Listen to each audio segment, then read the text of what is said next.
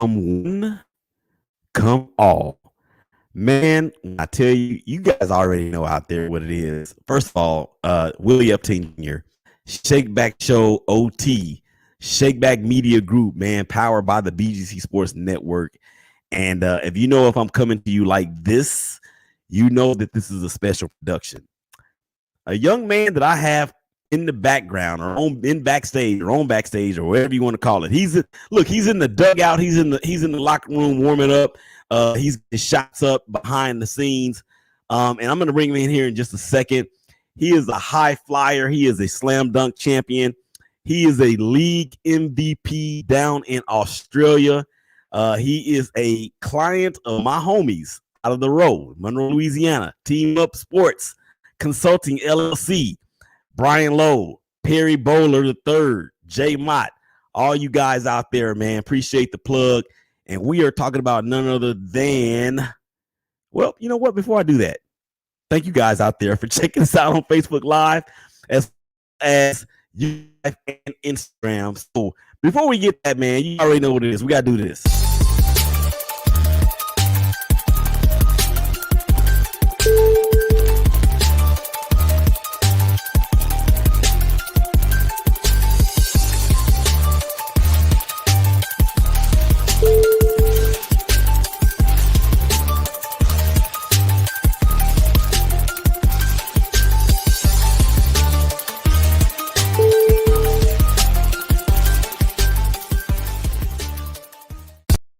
Everybody, you already know what it is when you hear that music. It is the Shake Back Show, Shake Back Media Group OT, live here, YouTube, Periscope, Twitter, Instagram. Nope, not Instagram. Nope.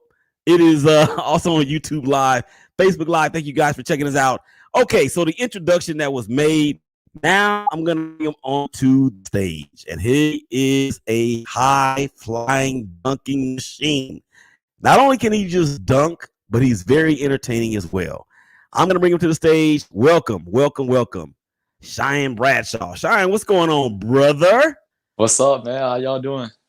Man, everything is gravy. Look, I told you a little bit off air that you are a very entertaining dude, and I'm going to get to some questions about that and how you had me in here rolling as I was getting ready for this interview. So, but yeah, man, I appreciate you coming on the show, man, taking some time out. Let's get right to it. I want to be very, very respectful of your time. So we're going to get to it. 6'4", 190 some odd pounds, out of North Carolina, went to Wake Tech in JUCO. Talk about the experience, man, going from a high school, really phenom, for the lack of a better term, and then not really getting your number called like you probably wanted to into the college ranks, but then making your way there at Wake Tech. Oh man, it's a tough journey. It's a tough journey. Came across a lot of obstacles, ups and downs, but coming straight out of high school, going into college, a lot of people don't know, but I played power forward in high school. So when I had to transition that into a shooting guard in college, and that was pretty tough. So I'm sitting here a 6'4" guard, still posting up in college.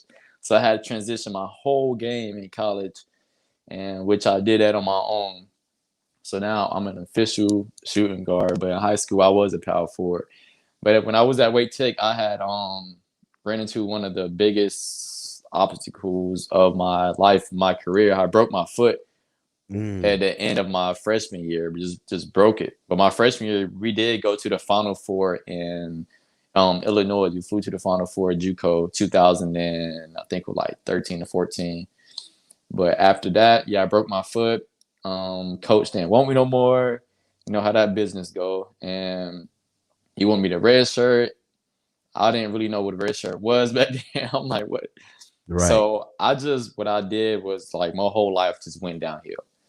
I had no motivation, nobody to be by my side and, help me out. I had a broken foot.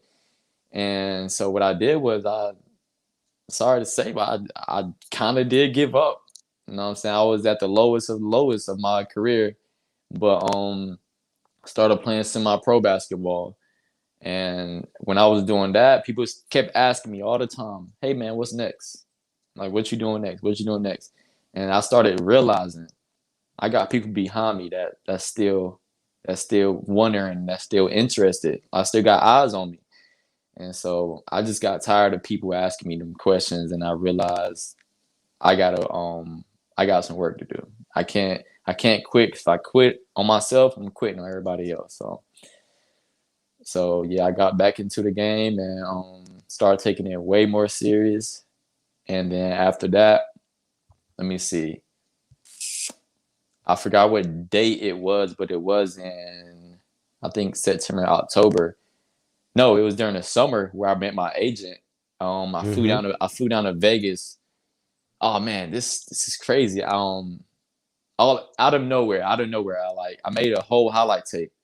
Yep. Sent it to Perry and Perry Bowler everything. III. Yup, my agent, man, he's a great agent, Perry Bowler. Sent it to him, and out of nowhere, like I get an invite to go to the summer league where all the NBA player was in Vegas and stuff. Flew out there, and here I am, a guy from a small town, Clinton, North Carolina, barely any film, not a D1 player, no looks, no offers, like I just get an invite, you know what I'm saying? So yeah, I made my way down there. I felt in the wrong. I didn't feel like I belonged there at all. I'm there with who I see, Lonzo Ball. Man, it's so many players back in 2013. No, 2000. This was 2000 and I think 17. Yeah. That draft class. So yeah, De'Aaron man. Fox.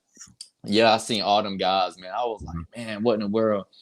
But it was one workout I went to. Perry was in there, and yeah, I ran into him, and we just clicked just like that. But what's interesting, I don't think Perry even remembered this, but before I left to go to Vegas, I had my first slam dunk contest in Columbia, South Carolina. I won my first slam dunk contest, but I tore my hamstring. And my friends and family, they was like, "What are you gonna do now? The flights paid for. You got invited to go to Vegas." They were like, "You should have never took that dunk contest, even though you won, but you shouldn't have done. This is more important." And I was like, "Well, it's too late." So with me being a man, I still went to Vegas, went to that workout, and I did completely nothing, bro. I had a torn hamstring. I couldn't jump, couldn't run. I could barely get down the floor.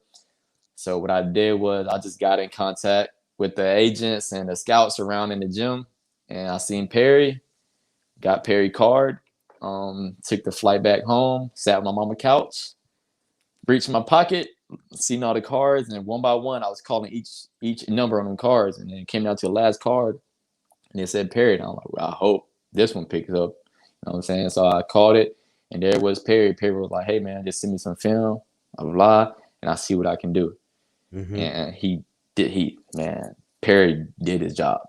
Right. I give it about not even probably like almost a month or two later, I get a random call out of nowhere from Perry Boss that a professional team in Australia wants me right now. So I'm like, oh, I don't believe that.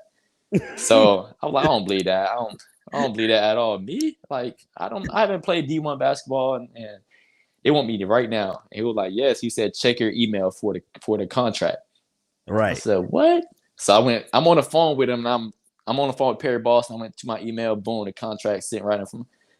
I said, what am I supposed to do with this? He said, hey man, look over it. Have your uncle somebody look over it with you. And yeah, I didn't go straight to my uncle. I signed that thing right back, sent it to him in like 2 seconds.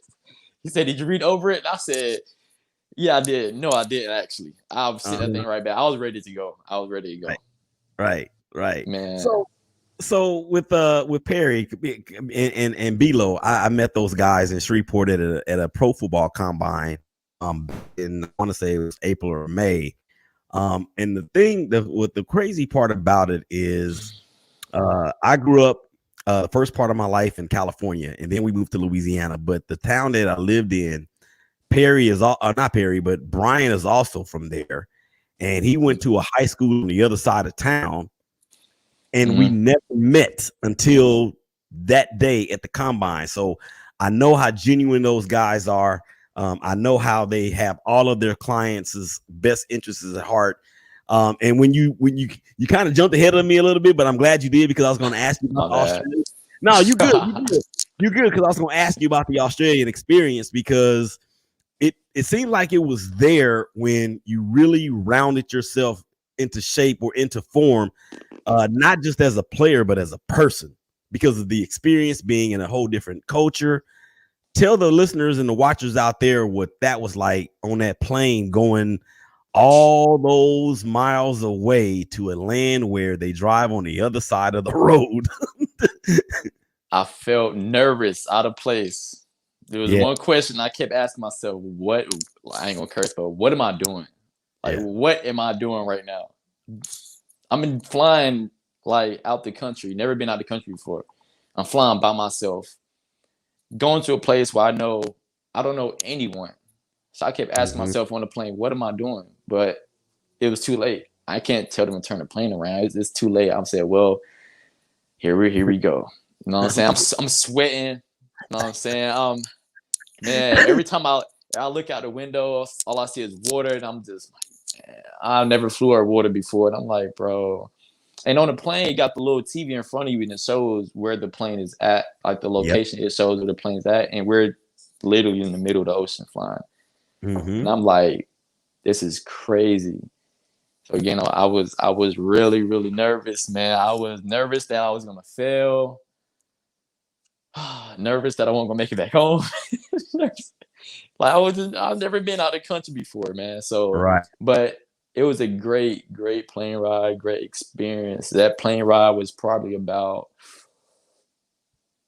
a little bit over 20 hours, if I'm not mistaken. Wow. Yeah, yeah. A small kid from North Carolina gets on the bird and heads all the way across the biggest body of water in the world to a foreign land. You know what was funny is that I actually saw some of your montage or your video or whatever it was you want to call it, and the word that stood out to me the most was crocodile. You down there looking for crocodiles, didn't you? Man, that story, I haven't really told anyone that story. I probably told like just my friends. I don't think I told my uncle or my mom and them, but I told my friends definitely. That thing, my first day in Australia, I land. Met my coach, we went out to eat. The coach tells me, he was like, hey, Shy, I know you got jet lag, you tired. I want you to just go home, get some rest, because we got practice early in the morning. I was all right, that's cool. I did not go home and get rest. I said, I'm in another country. I'm about to go to the beach. Right. So I get my towel and everything, head straight to the beach, man. And there's like people just laying out in the sand and everything. Nobody's in the water. And it's like 100-something degrees. I'm like, ain't nobody in the water. I'm like, well, I'm about to get in the water. I'm hot. So I go out there, get in the water. The water's like to my neck, man. I'm out there just swimming in the water, just floating. Everybody's looking at me, you know what I'm saying? A few people start pointing at me and stuff. And this one Australian guy comes out of nowhere. He said, hey, mate. And he curses at me. He told me, get out the freaking water. And I'm like, I don't know this guy. I'm like, oh, man, I got myself into something. Like, who is this guy? So I walk out the water. He said, man, come walk with me. You're embarrassing yourself right now. And I said, what's going on? He said, how long you been here? And I was like, I just got here. He said, no, how long have you been in this country? I said, I literally just got here probably a few minutes ago.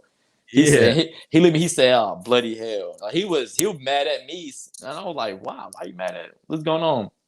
He said, so you never heard or did your research before you got here? And I thought to myself, I was like, wow, I really did no research. That should be the first thing you should do when you go into another country, do your research, especially if you're going to stay for almost a year. And then I was like, no. He told me, he said, you're at the very top of Australia, Darwin, Australia. This water is infested with crocodile. these beaches at the very top of Australia, we said Darwin, Australia, the water is infested with crocodile. I looked at him, I just started laughing. I said, what are you talking about? Ain't no crocodiles in here. He said, mate, you don't believe me?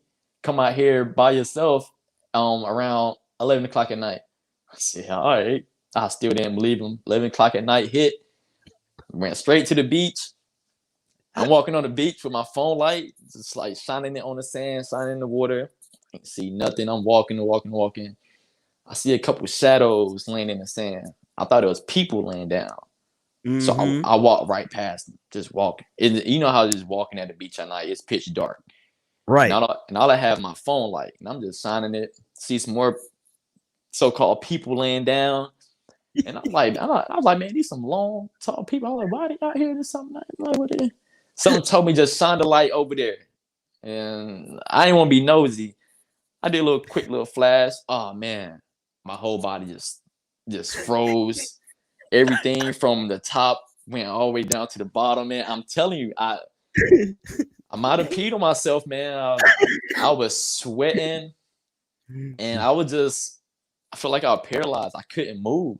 I seen a big tail, like it was so big and long. By just one glance, I went like that, and in the back of my mind, I'm like, I did not just see that. I didn't just see that. Like, what was that? And I thought about the guy when he said it's crocodile. I was like, nah, that wasn't a crocodile. So something told me to shine it again. And I said, well, if I shine it, and there's a crocodile. And I just shine it again. But this time I held it for like 3 seconds, and I'm sitting there staring at this creature, bro. Like, oh man. But every single one of their tail was facing me. Their head wasn't facing me. Their head was facing like the land. Yeah. So I'm like, oh my God. And I'm sitting there looking at them lined up, laying on the beach, sleeping. Wow. And I said, oh my God, like, what am I? And I'm looking back and see where I walked from.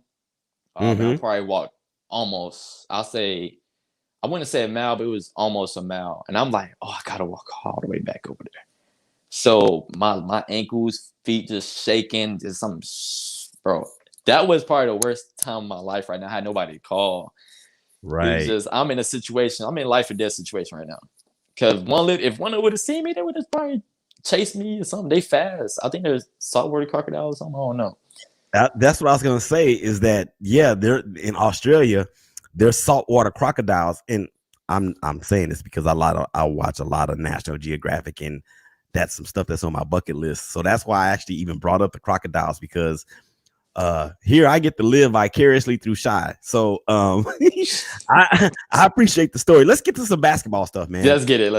Yeah, let's get to some basketball stuff, because like I said, I saw your tape and a little bit of your tape. High flyer, even with the torn hamstring from the past, that has not at all eliminated your hops, your ability to get up.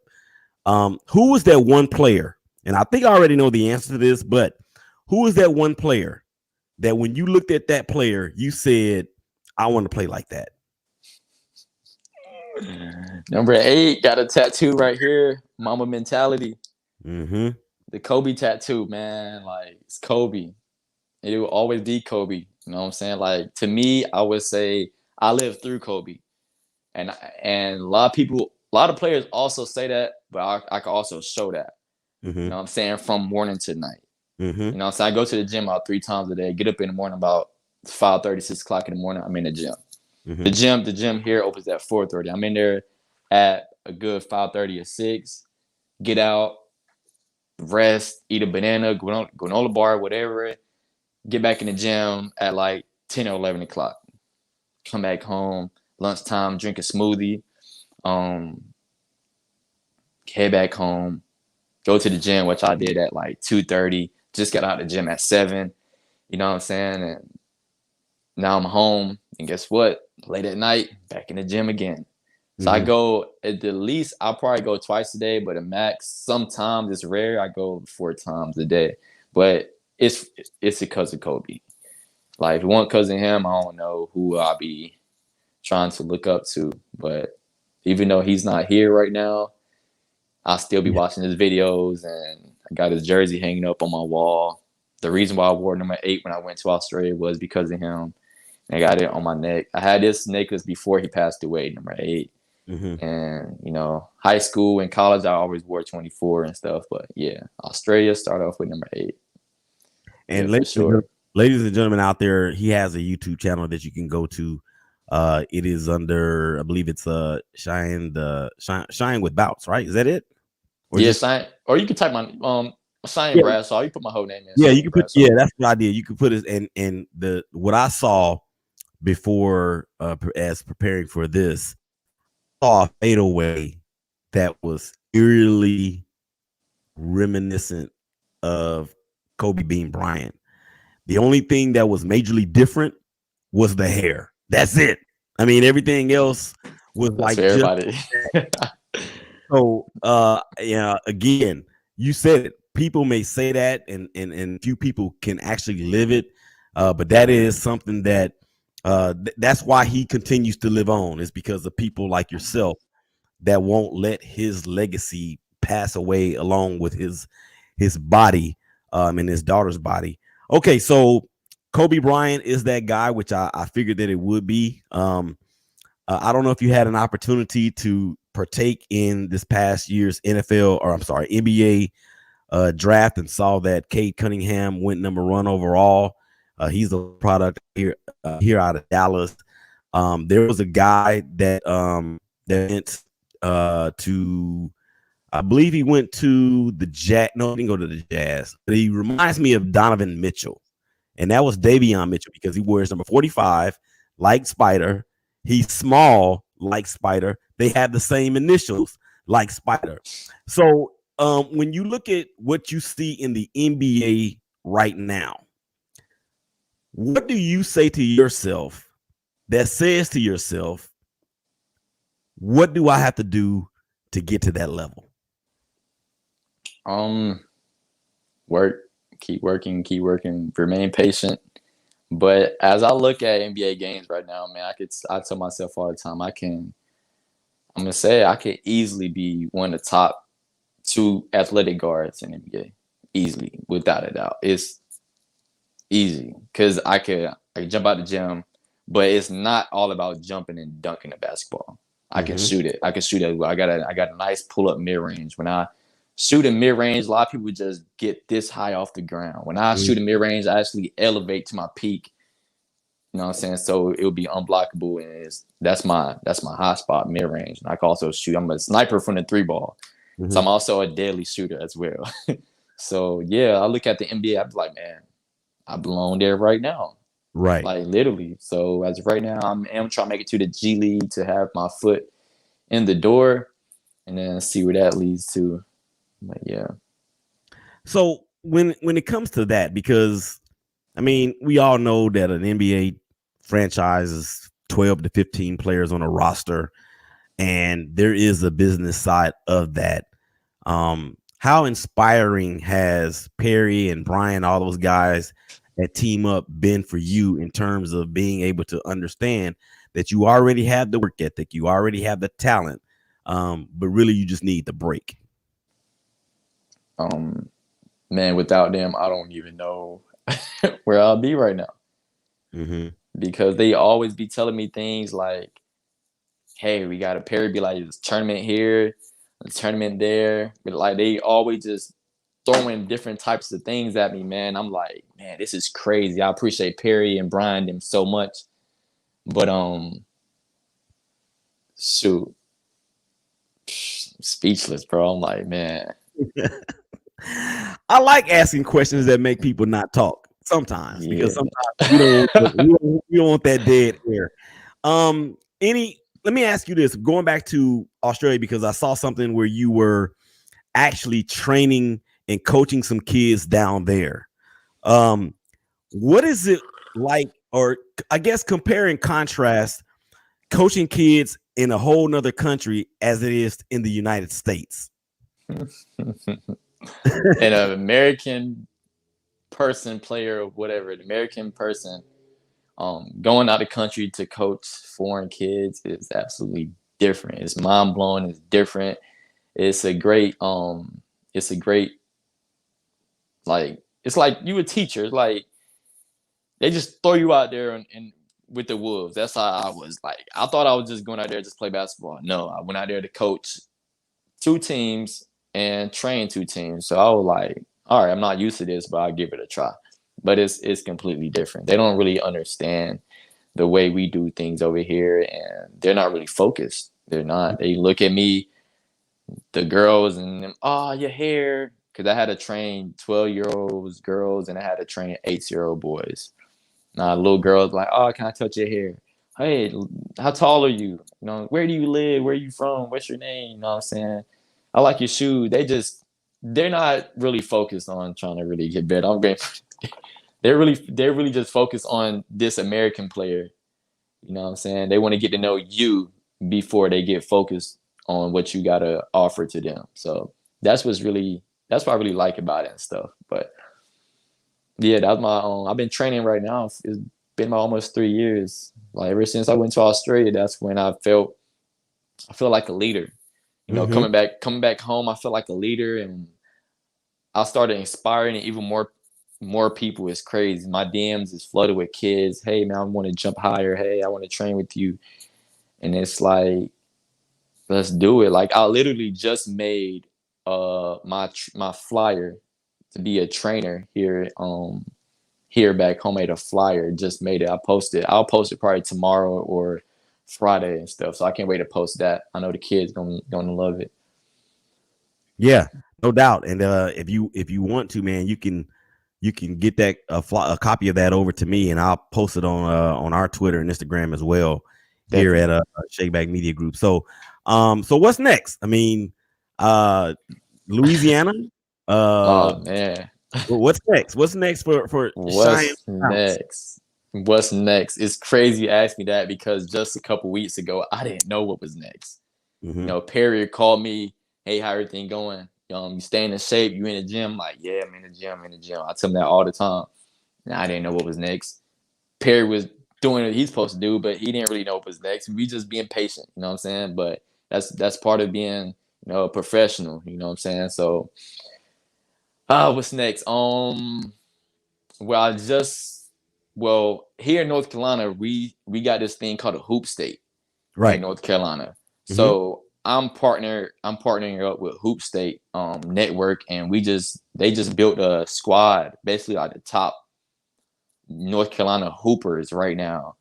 And I think they're taking like 6 or 7, and I'm one of them. And thank God. I mean, it's crazy how people look at me now, but we're not gonna talk about that. But yeah, we they built a squad of 6 or 7 people, the best North Carolina hoopers, and we're gonna go to different parks all over North Carolina, and we're gonna just take over. It's gonna be like a tour, just going to parks. We're gonna promote it before we get there. Like this Saturday, we'll be in Raleigh, North Carolina, at Roberts Park, and we just gonna have kids there, and they could just play against not just kids like hooper at any age, just play against us, and it's gonna be all on YouTube, Instagram, Twitter. The videos it's gonna be everywhere. We're gonna be mic'd up, but we're just doing this for the month of August, just for get exposure for us and stuff, and for the players that want to go against us. So it's gonna be pretty dope. And let me see. Oh man, the biggest right now, what I got going on is it's a new league called the MBA, Men's Basketball Association. And man, I think this is gonna be a blessing for me because it's close to home. It's based in Mm-hmm. Columbia, South Carolina, and they got a whole draft board. Like everything is just like the NBA. They got a whole draft listed. They got workouts in Cali, New York, Chicago, LA, Texas, like all over the country, and they got like 100 something players right now that made a draft board, but names get taken down all the time because the draft ain't till like in like 2 months. Mm-hmm. Names get taken down, new names get put up. Like it's always switching and stuff till the draft actually happens. So out of those 100 something players like in the country, I'm actually ranked, or I'm actually getting drafted number 23. But my goal is right now is to move up higher. Because I got 2 months, so I'm trying to at least make it in top 10, at Yeah. least. So yeah, man, it's gonna be great. And they're paying, so they're paying. Don't really know how much, but I'm not really a guy that's like I don't settle. I don't get too comfortable with it. I'm just like, I asked the owner of the team. I said, "You're giving me money, but what else can you give me? I'm trying to elevate, trying to make it to the G League. You got connection there, you know. I don't want to sit here, you know what I'm saying, and play in this league. Thank you, but no, thank you. I want to elevate from here, you know." But he understands where I'm coming from, so yeah, man, that's the new league. Like I said, the draft is, I think it's like in 52 days now, so it's less than 2 months. If you go to their website, Men's Basketball Association, it'll pop up. It's pretty dope. Yeah, we definitely will tweet that out as well, and probably even get it pinned to the top of the profile as we get closer to that. I'm just asking that you know, just make sure you keep in touch with me, and we can definitely help promote that as well. Yeah. All right, man. We got a few minutes left. I want to ask you one other question. It's going back to Australia. Let's go. Yeah, and it was I think it was your first day there, and you had a visitor crawling around on the glass. Oh man, you ain't gotta say too much. So you said visitor, man. I just knew what it was, man. It was crazy. Oh man. First of all, whoever's watching this, just if you got a cousin, nephew, niece that wants to go overseas, man, it's not what people think it is. You never know what you're gonna get yourself into. Right. First of all, I get there in the house. It's a nice little house. It was the president of the team. I was staying with him when I first got there. You know what I'm saying? Just to get comfortable until they got my own place. But I'm staying with him and stuff. And man, he showed me the room. It's a nice little room. So this was like before I went to the beach. I had to like take my bags and clothes and drop them off at the house. So I'm laying down in bed. I'm like, man, it's nice in here. It's nice. I think I can stay here for however long I'm there for. But it got hot. Like I said, it's like 100 degrees out there. Uh-oh, lost the sound. Okay, I don't know what happened to the sound there, but if you can hear me, now, he's blinking.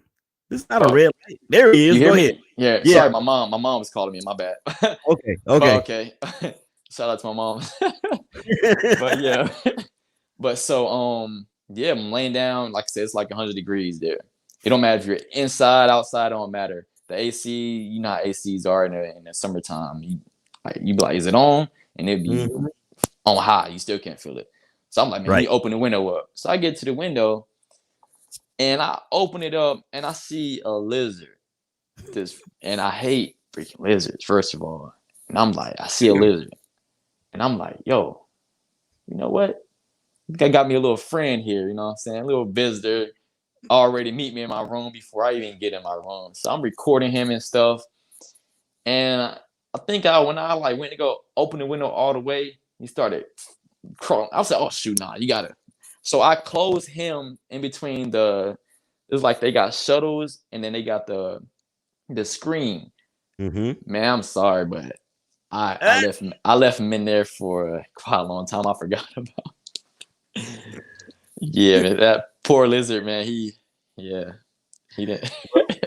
Hey, it's sometimes it's either man or beast, and man has to come on the top, man. All right.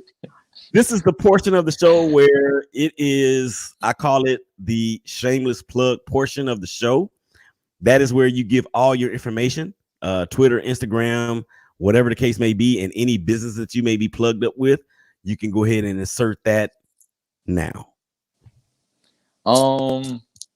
What? Just like my @name and social media and stuff? All right. Well, my Instagram is Shian, SHIAN, Got Bounce, GOTBOUNCE. That's my Instagram name. That's also my Twitter name. And like Will said, you can also go to my YouTube and type in my full name, Shian Bradshaw. What else? Let me see. Yeah, I think that's it ain't there. Yeah, I think that's about it. And I'm always on Instagram too. Always on Instagram. Yeah, actually went live on this morning, and I was like, "Yo, man, looking forward to seeing you and having a conversation later." And he was like, "Oh yeah," I said, "Oh my god, I'm glad I saw it." I forgot, but it's all good, man. It's all good. Listen, as everybody that has been a guest on this show, as they know, and as you now know, when you first come, you are a guest. Anytime after that, you are family. So I applaud you, and where the Sounders applauding you. So with that being said, man, we gonna get on up out of here, man. This is Willie Epting Jr. Shake Back Media Group OT with Shian the Bounce Bradshaw. We gonna get up out of here, man. Y'all take it easy. For all the people that have made this possible, man, we thank you for your support. And y'all love each other. Y'all hug each other. Y'all take care of each other, and we will talk to y'all again real soon. Peace. We out.